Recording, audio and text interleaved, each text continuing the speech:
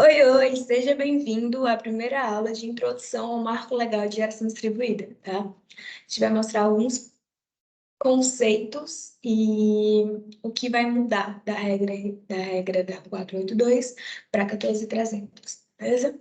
A ideia é uma aula bem mais introdutória, com as principais mudanças. Na próxima aula, a gente vai se aprofundar um pouco mais.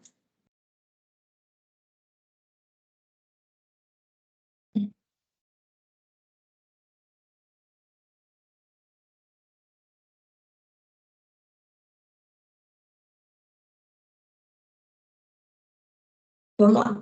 Marco legal da geração distribuída. A Lei 14.300, ela institui um marco legal da geração própria, ou seja, ela está em vigor desde o dia 7/1/2022, mas ela só foi homologada no final de 2022, ou seja, dia 27 de dezembro de 2022. Então, ela começou a ser válida a partir de 2023, tá? Tendo 120 dias após a homologação da lei para adequação da distribuidora às regras atuais, tá? A lei ela foi publicada no Diário Oficial, mas ela só foi homologada pela ANEEL no final do ano. Então, a Lei 14.300 ela institui o marco legal e o Sistema de Compensação de Energia Elétrica, o SCE, e o Programa de Energia Renovável Social.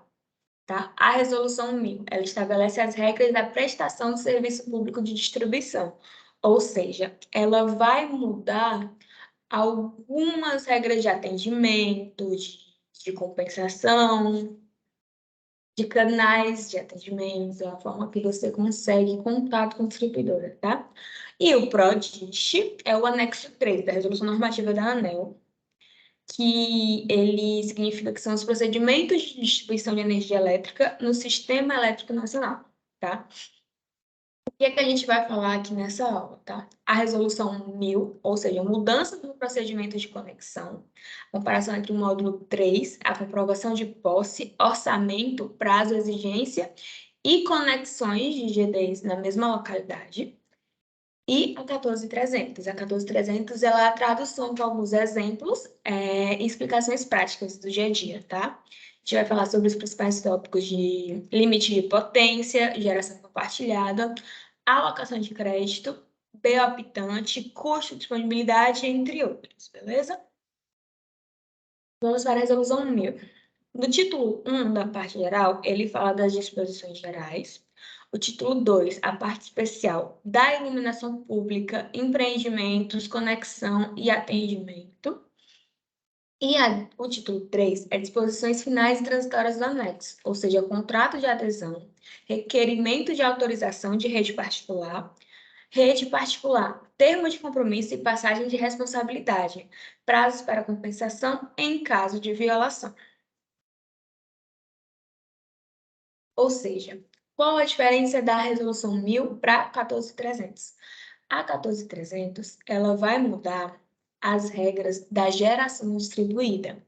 A resolução 1000 ela vai mudar as formas de atendimento e contato do cliente com a distribuidora, com a concessionária. Certo?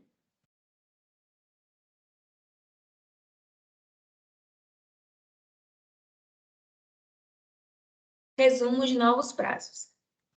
Na primeira etapa, consulta orçamento estimado, solicitação de acesso, orçamento prévio. Na resolução 414, era 60 dias. Com a resolução 1000, mudou para 30 dias. Solicitação de acesso e orçamento prévio, a gente não tinha um prazo regularizado. Agora a gente vai ter 5 dias úteis para avaliação inicial da documentação enviada, do artigo 71, 15 dias para microgeração, 30 dias para minigeração com obra e 45 dias para minigeração qualquer um, tá? Seja sem obra. Parecer de orçamento prévio. Antes era 15 dias para micro e 30 dias para micro com obra, 30 dias para mini sem obra e 60 dias para mini com obra, tá? Agora a mini vai ficar 45 dias. O prazo máximo 45 dias, que a gente tinha 60 dias, tá? E já vai reduzir a 15 dias. Manifestação, interesse, antecipação da obra. Na resolução antiga, a gente não tinha um prazo regulado. Agora, para atendimento gratuito ou que não tenha participação financeira, 10 dias úteis. Outros prazos de validade do orçamento, 60 dias. Execução da obra pela distribuidora, 120 dias para baixa tensão e alta tensão e 120 dias para BT e MT até 1 quilômetro. Cronograma de distribuição de até 1 ano para MT acima de 1 quilômetro e cronograma de distribuidora para AT. Tá? Tarifação. Como era a fatura de energia antes? Ela era a TE e a TUG, tá? Dentro da TE, a gente vai ter encargos e geração. Dentro da TUG, a gente tem fio A, fio B, encargos e perdas, tá? Do quilowatt pago pelo consumidor era todas as componentes e mais os tributos.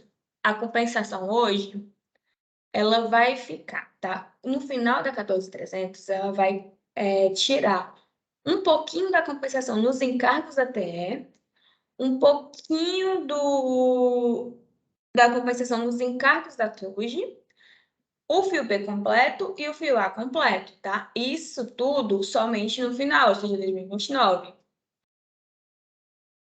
Essa mudança ela vai ser gradativa, ou seja, a publicação foi em 2022, em 2023 começa a regra, né? Que a gente começou com a homologação. Começamos o ano com a homologação, dia 6 e dia 7 de janeiro já teve a virada, ou seja, de direito adquirido. O que significa direito adquirido? Quem ingressou o projeto antes garante todas as regras de compensação antiga.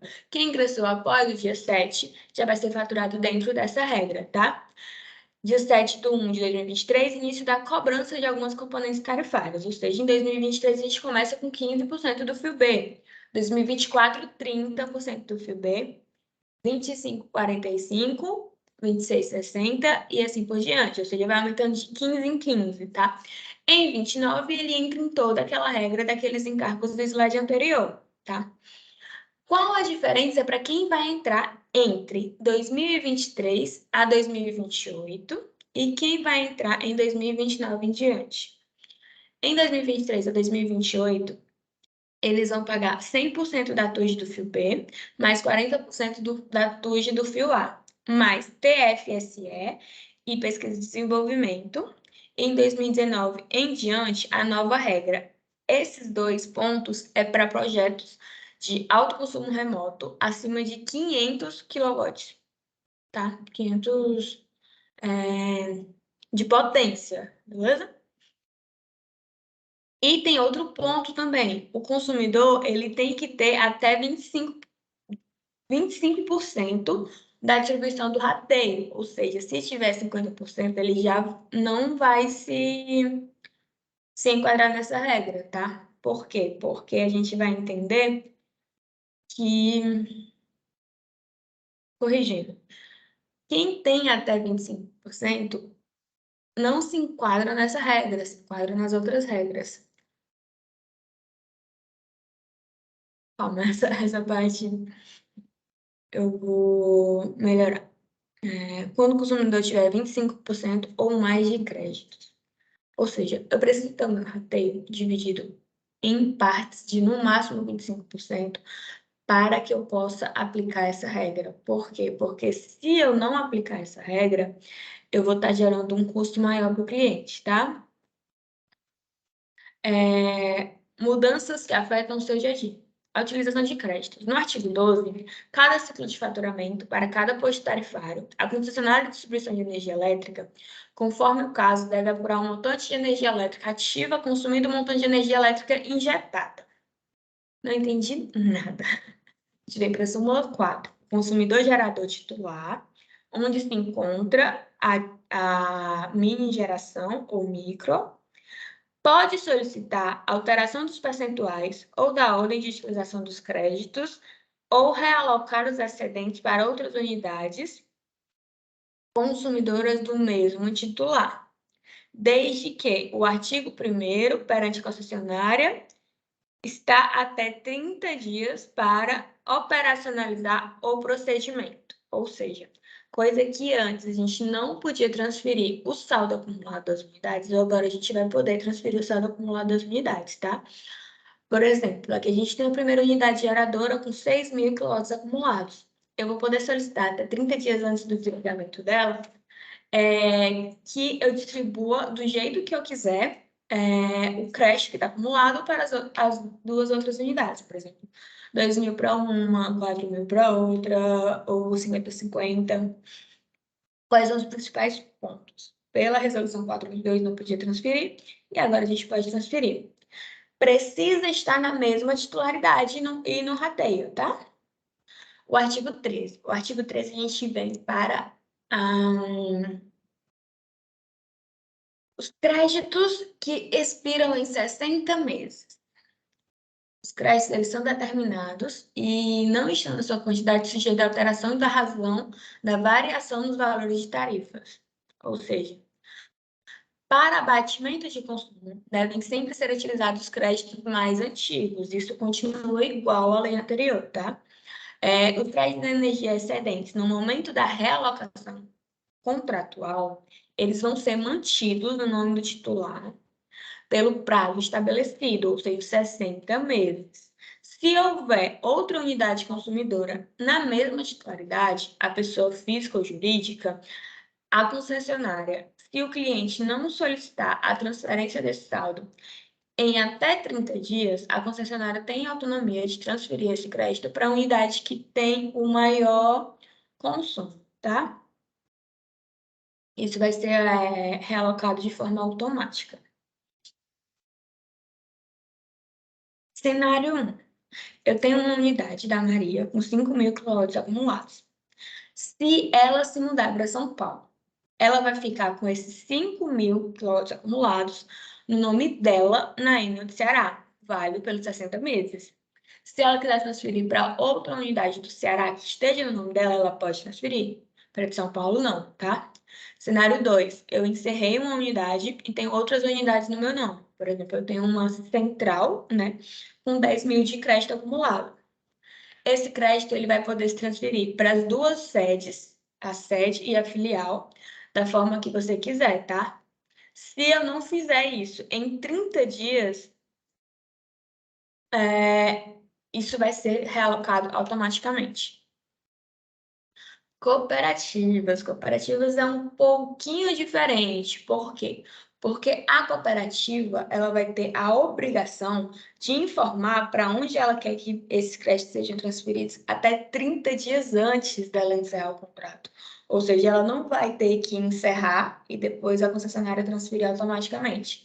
Ela vai ter que ter ciência que ela vai encerrar o contrato e se programar para antes dos 30 dias ela transferir os contratos para quem ela quiser, por conta que cooperativa tem vários nomes diferentes, nomes CNPJs. Então, isso vai caracterizar esse ponto, tá? De ter esse prazo. Por exemplo, eu vou encerrar dia 28 de fevereiro de 2023. Eu vou ter até o dia 27 de janeiro para distribuir, tá? Senão, eu vou perder. Compensação de créditos. A gente vai entrar no artigo 14, 15 e 16, tá?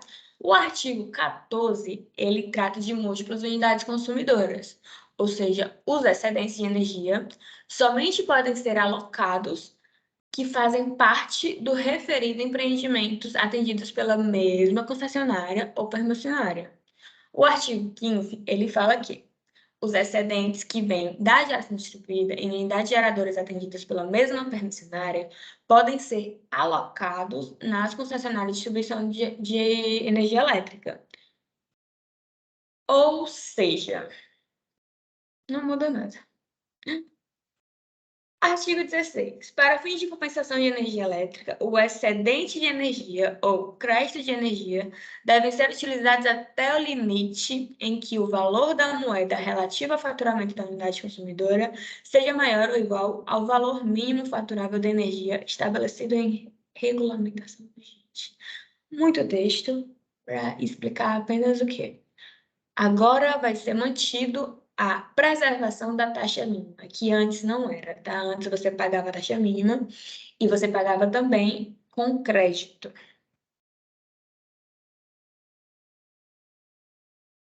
Esse foi um ponto muito debatido, tá? Para quem participava das reuniões, porque se enquadrava como pagamento duplo do custo de disponibilidade, porque você pagava monetariamente e você pagava com créditos. Então, esse ponto ele foi solucionado pela 14.300, tá certo?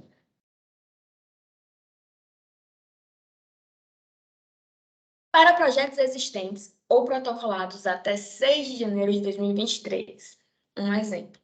Eu injetei 700 quilômetros e consumi 700. A minha compensação vai ficar sem saldo. Eu vou ter que pagar a disponibilidade de qualquer forma e fica 1 para 1. Ou seja, o que eu injetei, eu consumi e não fico com nada de saldo. Com a 14.300, eu vou ter que pagar os 50 da fase, né?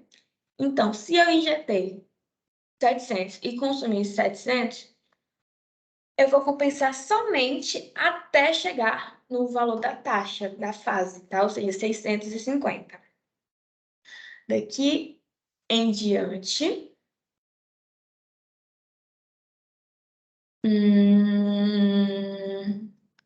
vai ser desse jeito, tá? Não vai mais pagar o disponibilidade dobrado. Aqui tá errado, esse valor aqui, ó, de consumo 700 e de 700 não, é 650. Vai compensar 650, tá? Demanda contratada, artigo 18 e 26. Fica assegurado livre acesso ao sistema de distribuição para as unidades, mediante o ressarcimento pelas unidades consumidoras com mini geração distribuída do custo de transporte envolvido. Parágrafo 1. O estabelecimento do custo de transporte deve se aplicar à tarifa correspondente da forma do uso de distribuição. Ok? O faturamento da demanda para as unidades consumidoras pertencentes a faturados do grupo A deve ser A. Ser realizado conforme as regras aplicáveis às unidades consumidoras do mesmo nível de tensão, até a revisão tarifária da distribuidora. Significa isso. Vai continuar do jeito que está, até a revisão tarifária. A revisão tarifária geralmente é em abril, tá? Quando tiver essa revisão tarifária em abril, já vai entrar na regra nova. Considerar a tarifa correspondente à forma de uso do sistema de distribuição. Se para injetar ou consumir, na forma do artigo 18, após a revisão das tarifas da distribuidora subsequente à publicação desta lei. Ou seja, o MUG contratado por percentual geradora deve ser determinado pelo valor declarado da sua máxima potência injetável. Ou seja, você vai pagar a demanda sempre, tá? Toda fatura você vai pagar a demanda até o máximo de que você vai consumir. Beleza? A potência instalada subtrai da mínima da carga própria. A gente pode entrar nesse assunto se vocês preferirem. Cálculo da demanda contratada. Como que é feito esse cálculo? Demanda contratada em usina remota. Contrato de MUSD. MUSD-G. MUSD-G é MUSD de geração, tá? E faturamento. MUSD-G vezes TUSD-G. Demanda contratada. Geração junto à carga. Contratos de MUSD e MUSD-G. Consumo e geração. Se geração for maior que consumo, então consumo versus MUS de consumo versus TUS de consumo, mais MUS de geração menos MUS de consumo versus TUS de geração. Tá? Esse cálculo aqui vocês podem utilizar para ver qual vai ser o valor da demanda contratada. Por exemplo, tá? Eu não vou entrar em cálculos aqui nesse módulo, porque a gente vai se aprofundar nos próximos. Mas aqui a gente pode ver como era antes. Vai ficar 11.400 a fatura inicial e com a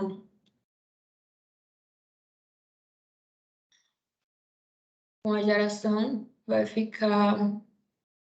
Só um minuto. Beleza. Unidade de geração com potência instalada. vai ficar 11.400 e a unidade de consumo vai ficar 9.000. Juntando as duas, dá 20.000 com a 482, tá? Trazendo isso para 14.300, a gente vem o consumo dela, unidade de geração com potência instalada, vai ficar 5.700, ou seja, de 11.000 ele baixou para 5.000. E a unidade de consumo da TUS C com a TUS G vai ficar 9.500, ou seja, baixa, acho que nem baixa, né? Na verdade, continua igual. Mas o valor vai baixar a esses 5.000, tá? Então, vai ficar 15.200. Outro exemplo, a gente vem aqui com o valor demonstrativo da usina de 11.400 e da unidade consumidora de 9.500.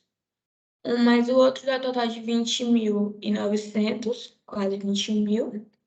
Quando a gente traz para 14.300, esse valor ele vai baixar para 15.200, tá? Então, essa é a diferença da demanda contratada antes para a demanda contratada atual.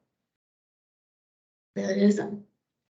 Fica assegurado o livre acesso ao sistema de distribuição para as unidades com micro e mini geração, mediante o ressarcimento pelas unidades consumidoras com mini geração distribuída, do custo de transporte envolvido, parágrafo único.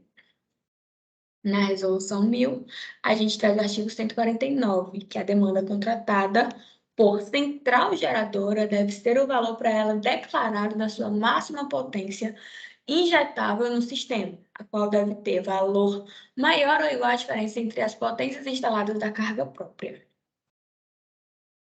Demanda contratada é muito difícil, mas com o tempo a gente vai pegando. E a ultrapassagem? O que é a ultrapassagem na demanda? A gente sempre vai pagar a ultrapassagem quando o valor de consumo for maior do que o da demanda que a gente solicitou. Eu levo muito como taxa mínima. Por exemplo, se a demanda for 10.000 e a minha taxa mínima for 100 kW, é como se fosse equivalente, sabe? Trifásico, monofásico de demanda. Então, se eu passar desse valor, eu vou ter que pagar um outro valor, que é a ultrapassagem de demanda, tá? Na resolução 1000, a gente traz esses percentuais da ultrapassagem, ou seja, 1% para gerador, importador e exportador, 5% para consumidor e 10% para outra distribuidora conectada.